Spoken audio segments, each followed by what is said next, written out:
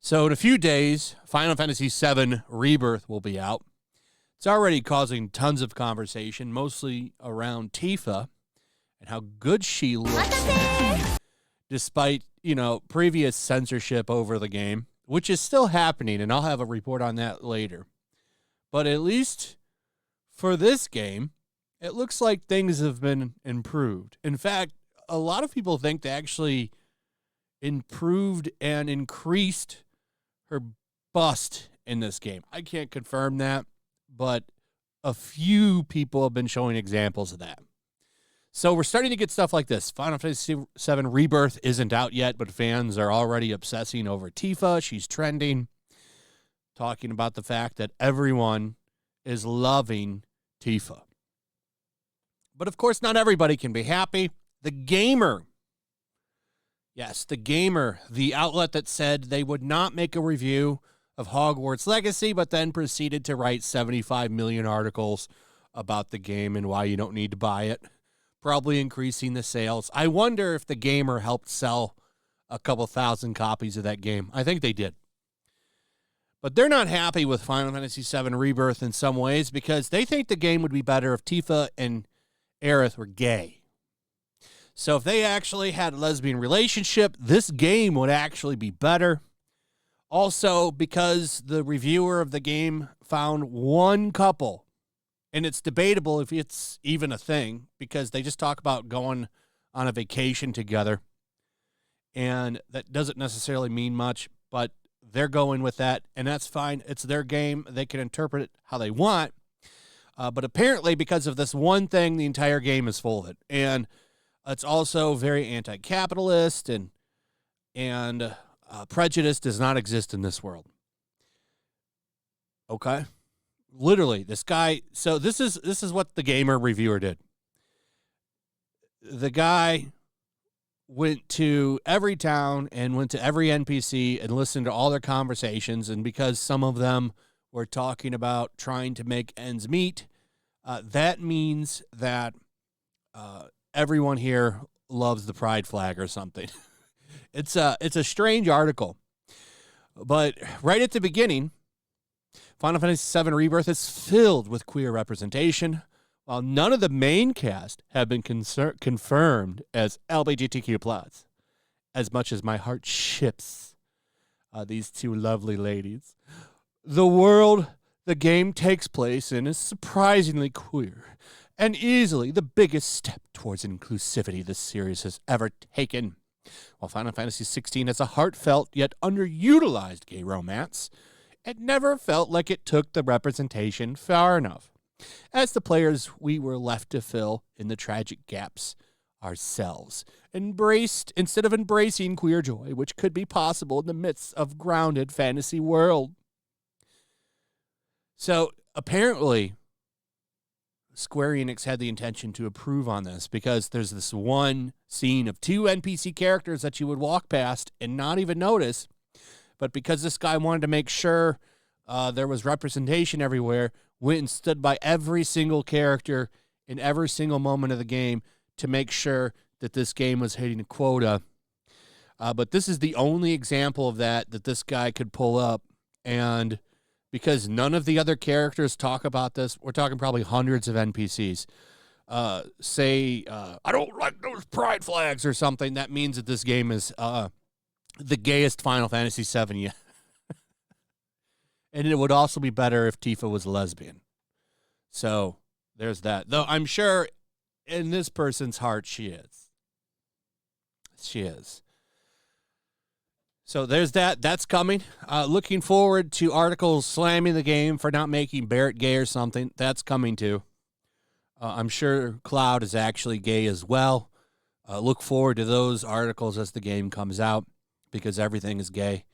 Another thing that's been fun about this game is how everybody's ripping completely on Western gaming, making these like if she was made for a modern audience, giving her Mary Jane's Bruce Wayne jawline like they did in the in the original, or not the original, the new Spider-Man 2 game. And it's like, well, which way, Western man? And this isn't an isolated case. You also have the Fable 3 or 4. Yeah, Fable 4, right? That's the one we're on now. You have that character. Like, all of these Western game developers are intentionally making their female characters ugly. Because, of course, you know, in a fantasy game, you definitely want realism, right? They don't do this to the men, by the way, just the women. The women, they try to make ambiguous. Is it a man or is it a woman? I'm not sure.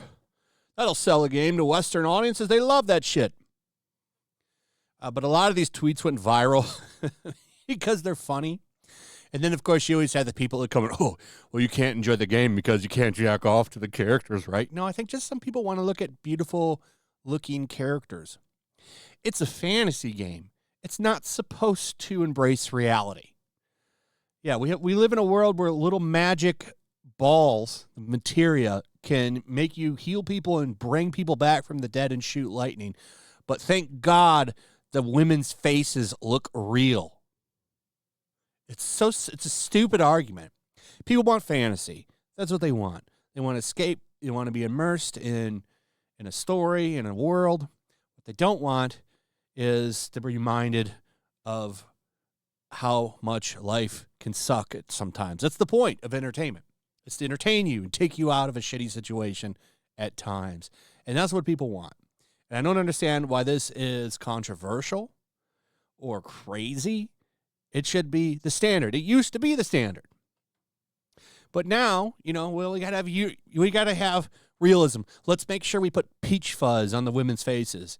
Even though we don't go into that kind of detail for men, we want to make sure we get every little peach fuzz possible on the female body because apparently that's what we need to do now.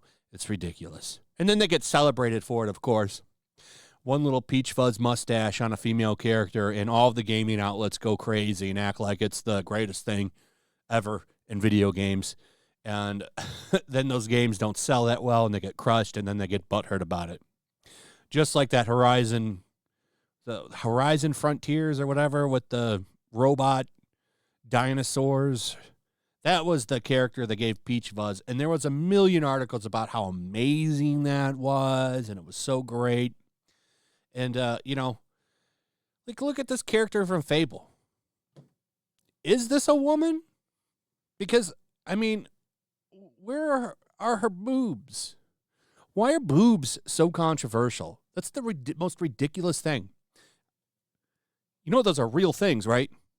Every woman has them. But, and they're not a standard size either. It's not one size fits all. They all have different sizes and shapes.